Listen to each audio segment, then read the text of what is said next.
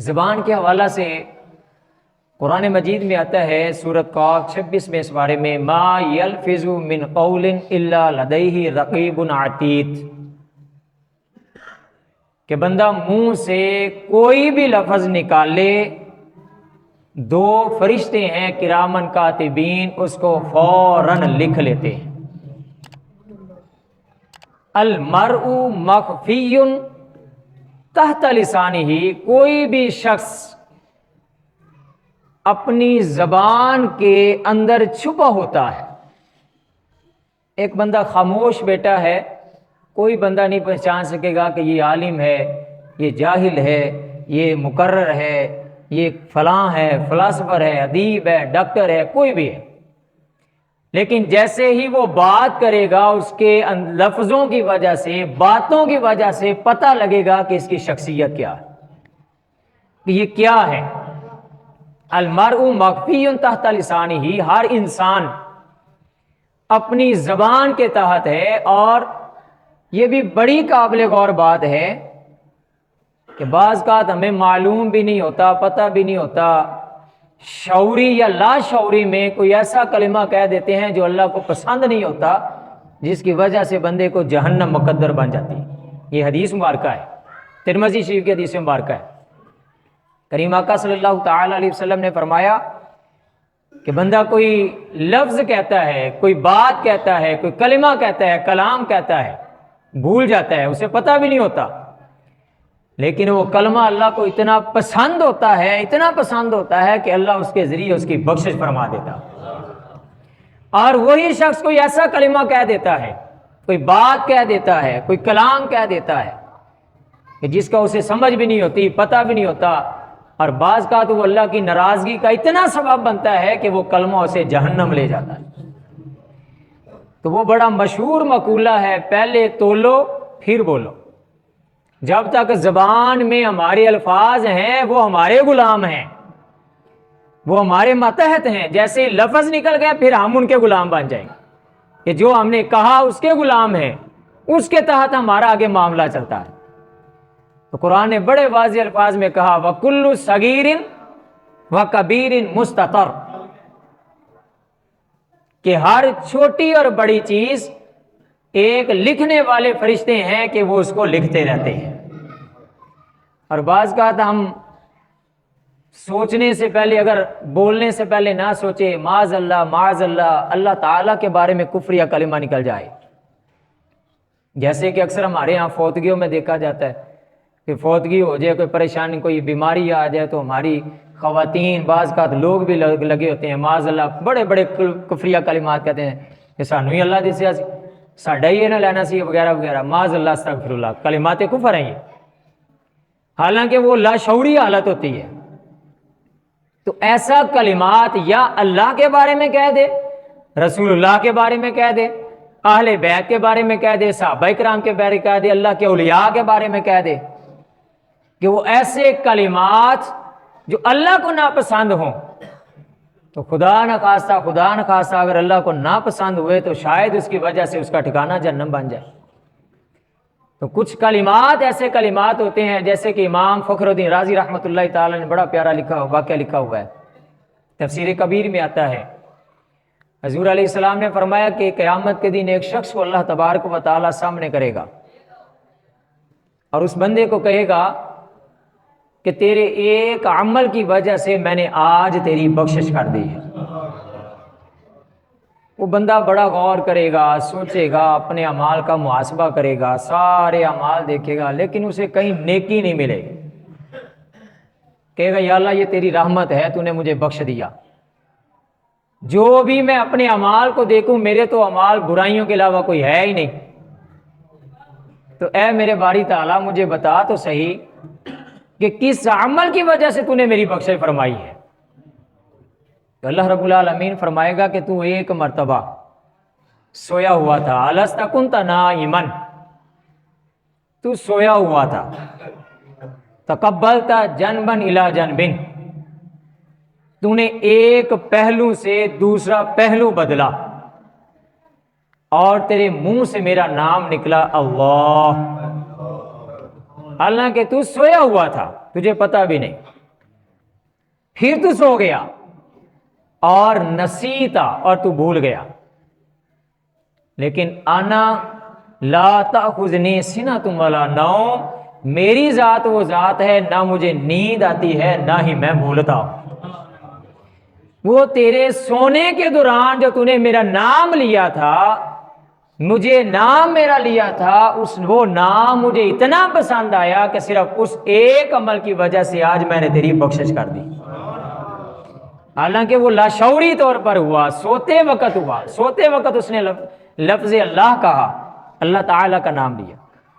تو بعض کا اس کے اپوزٹ، اس کے مد مقابل بعض کا بندہ کوئی بات کہتا ہے، کوئی کفریہ کلمات کہتا ہے جو اسے پتہ بھی نہیں ہوتا، اسے علم بھی نہیں ہوتا، وہ بعض کا تو اس کے لیے جہنم جانے کا سبب بھی بن سکتا ہے۔ تو گرامی قدر، اسی طرح ایک حدیث مبارکہ میں آتا ہے، یہ بھی ترمذی شریف کی حدیث مبارکہ ہے، سیدنا عبداللہ ابن عمر رضی اللہ تعالیٰ عنہ فرماتے ہیں کہ قیامت کا دن ہوگا، ایک شخص اللہ کی بارگاہ میں سامنے کھڑا ہوگا، اللہ تعالیٰ کے سامنے جب کھڑا ہوگا تو اس کے 99 برائیوں کے دفتر ہوں گے، 99 اور ایک دفتر انتہائی حد وسیع ہوگا۔ اللہ تعالیٰ اس بندے سے مخاطب ہو کر کہے گا، کیا میرے فرشتوں نے تیرے ساتھ خیانت کی لکھنے میں؟ وہ کہے گا یا اللہ بالکل نہیں۔ اللہ تعالیٰ پھر اس سے پوچھے گا، کیا تیرے پاس کوئی عذر ہے کہ جو تو نے کیا، نیکی کی جو نہیں لکھی گئی؟ تو وہ کہے گا یا اللہ نہیں۔ پھر اللہ رب العالمین فرمائے گا ان اللہ لا یظلم مثقال ذرہ، کہ قیامت کا دن ایسا دن ہوگا کہ جس دن ذرہ بھر بھی کسی پر ظلم نہیں کیا جائے گا۔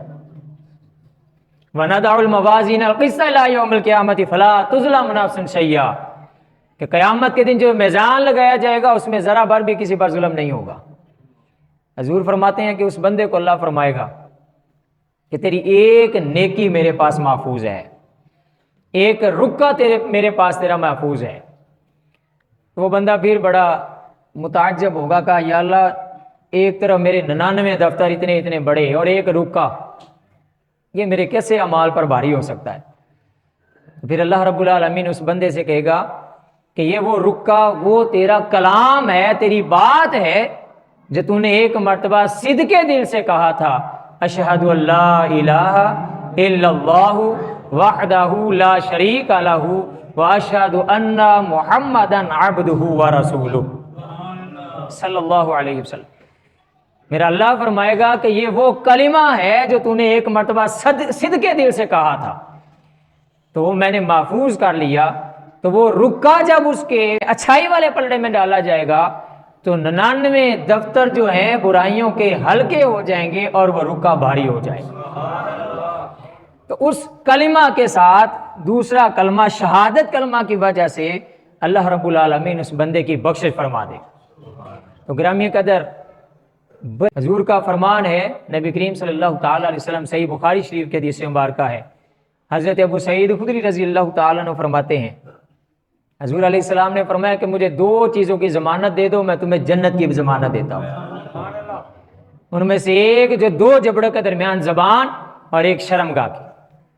حضور علیہ السلام نے فرمایا تم 2 چیزوں کی مجھے ضمانت دے دو، ان 2 چیزوں کی، تو میں تمہیں جنت کی ضمانت عطا فرماتا ہوں۔ تو اتنا زبان کا کردار ہے ہمارے ہاں، اتنا زبان کا کردار ہے کہ بہت زیادہ۔ غیبت کرے تو زبان، بد کلامی کرے تو زبان، مذاق اڑائے تو زبان، طعنہ و تشنیع کرے تو زبان، کسی کا دل دکھائے تو زبان، لڑائیاں کرائے تو زبان، بعض اوقات قتل بھی کرائے تو وہ بھی زبان کی وجہ سے، اس زبان کی وجہ سے۔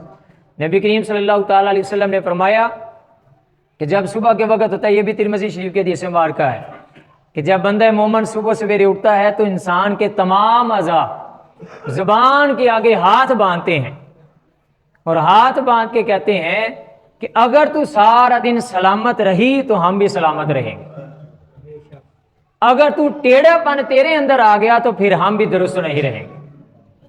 تو زبان کا اس طرح ہمارے ہاں کردار ہے۔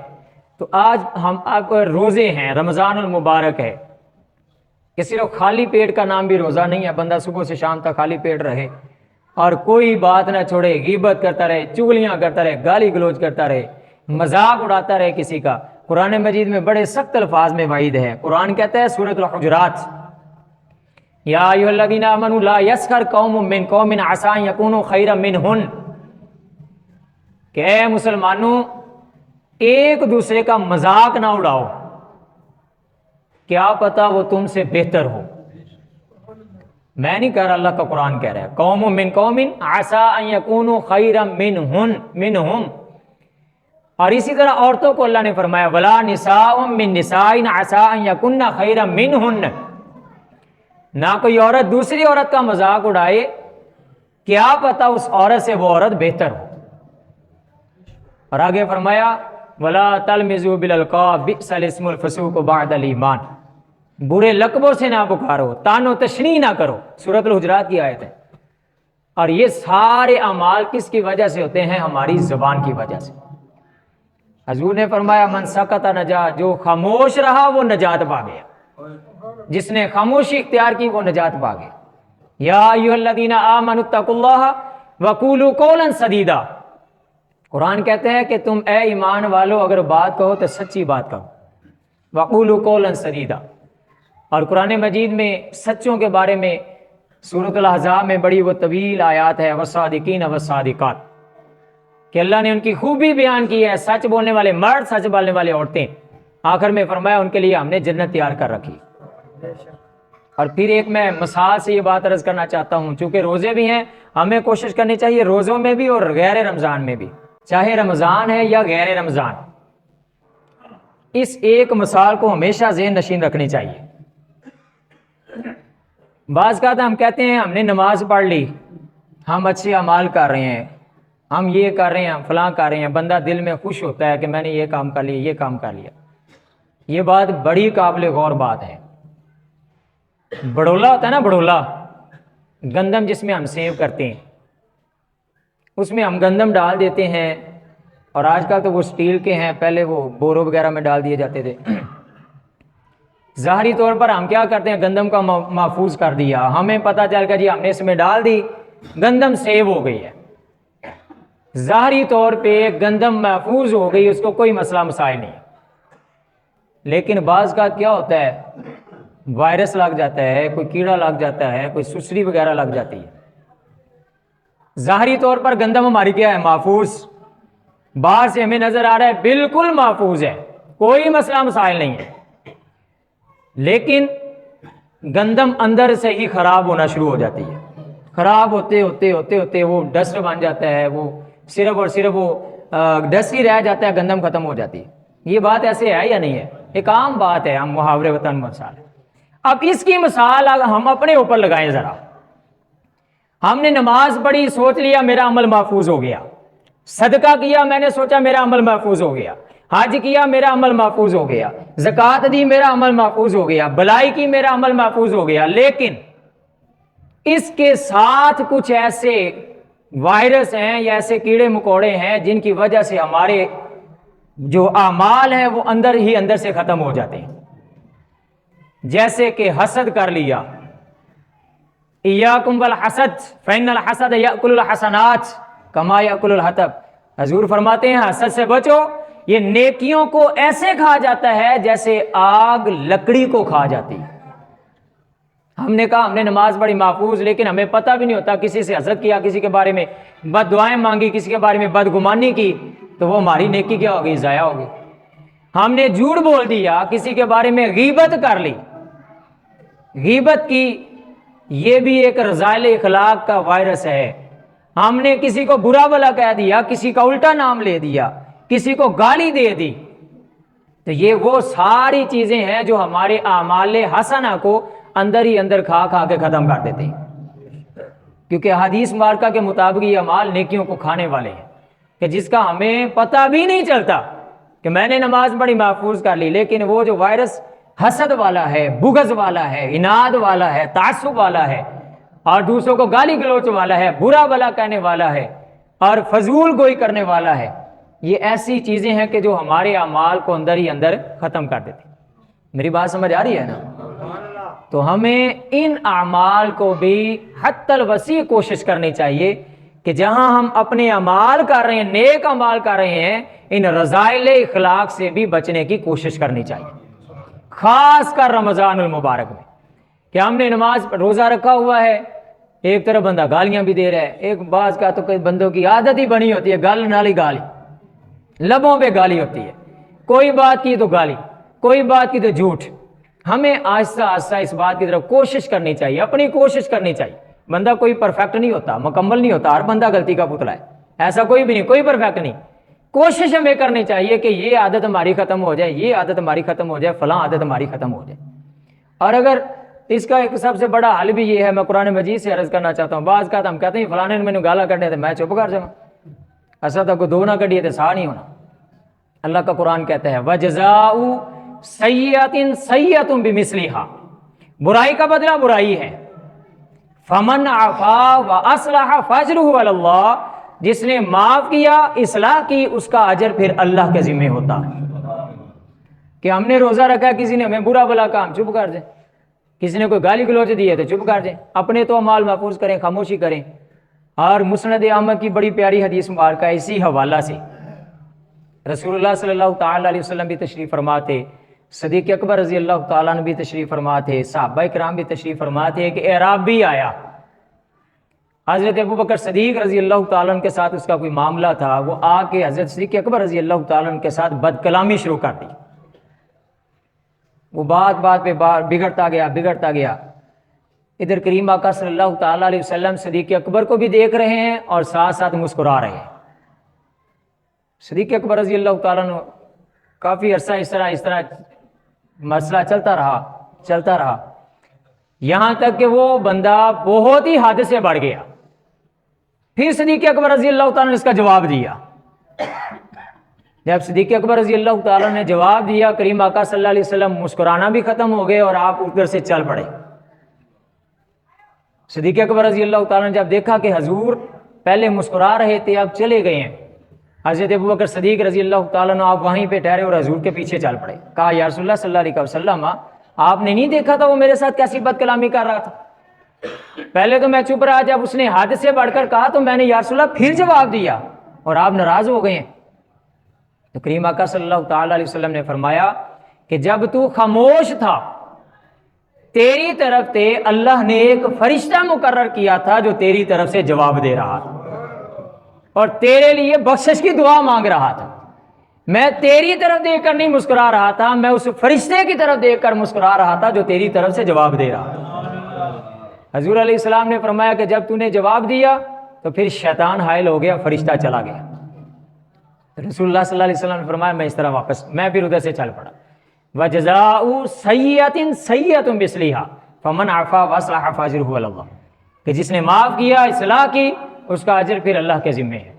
تو گرامی قدر، رمضان المبارک کا احترام اسی میں ہے کہ اگر ہم نے روزہ رکھ لیا تو ان اعمال سے بھی بچیں، حسد سے ہمیں بچنا چاہیے، یہ بڑی ایک عجیب سی بیماری ہے، حسد اور رشک، یہ بھی ذہن نشین ہونا چاہیے۔ میں نے پہلے بھی عرض کیا کئی مرتبہ کہ دو چیزیں، ایک ہوتا ہے حسد، ایک ہوتا ہے رشک۔ رشک جائز ہے، حسد ناجائز ہے۔ حسد کی وجہ سے نیکیاں ضائع ہوتی ہیں۔ حسد سے مراد ہوتا ہے کسی کے پاس کوئی چیز دیکھ کے، نعمت دیکھ کے، حسن دیکھ کے، خوبصورتی دیکھ کے، کوئی بھی اچھی نعمت دیکھ کے اس کے بارے میں بد دعا کرنا، تو یہ حسد ہے، جس کی وجہ سے رسول اللہ صلی اللہ علیہ وسلم نے فرمایا کہ اللہ تعالیٰ اس کی نیکیاں ایسے ضائع ہوتی ہیں، ایسے ختم، حسد اس کی نیکیاں ایسے ختم کر دیتا ہے جیسے لکڑی کو آگ ختم کر دیتی۔ اور دوسری بات ہے رشک۔ رشک سے مراد ہے کسی کے پاس کوئی بھی چیز دیکھ کر، کوئی اللہ کی نعمت دیکھ کر، کوئی بھی نعمت دیکھ کر اس کے لیے بھی دعا کرنا اور اپنے لیے بھی دعا کرنا کہ یا اللہ تو نے اسے بھی عطا کیا ہے تو مجھے بھی عطا فرما دے، اے اللہ تو اس کو عطا کیا، نعمتیں دینے والا تو ہے، سب پہ کرم کرنے والا تو ہے، اگر تو نے اسے نعمتیں دی ہیں تو مجھے بھی نعمتیں عطا فرما۔ تو یہ رشک ہے، یہ جائز ہے۔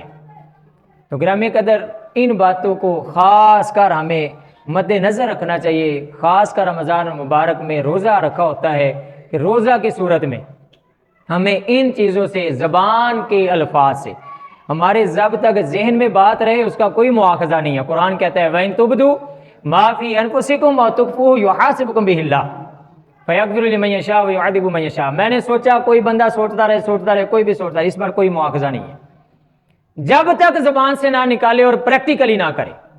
لیکن پھر بھی اللہ کا احسان ہے، اس پہ آگے بھی بڑا اللہ کا احسان ہے کہ بندے نے کوئی بات کہی، سوچا، نیکی سوچی تو نیکی کا ایک عمل مل جائے گا، ایک درجہ اللہ دے دے گا. برائی سوچی، کوئی اس کی برائی نہیں لکھی جائے گی. جب تک وہ کرے نا، زبان سے نکالے نا، تب تک اس کی برائی نہیں لکھی جائے گی. ذہن میں چاہے جو مرضی سوچتا رہے، برائی سوچتا رہے، برا سوچتا رہے، اس کا کوئی مواخذہ نہیں ہے. یہ حضور کی امت پر اللہ کا احسان ہے، خاص احسان ہے، اس آیت کے تحت لکھا ہوا. لیکن جیسے ہی وہ کلمات بن گئے، وہ ہمارا عمل بن گیا، اس پر پھر ہمارا مواخذہ بھی ہے، اس کے ہم پھر ذمہ دار بھی بن جاتے ہیں. اللہ رب العالمین کی بارگاہ میں دعا ہے اللہ رب العالمین ہمیں عمل کی توفیق عطا فرمائے. وآخر دعواہم الحمدللہ.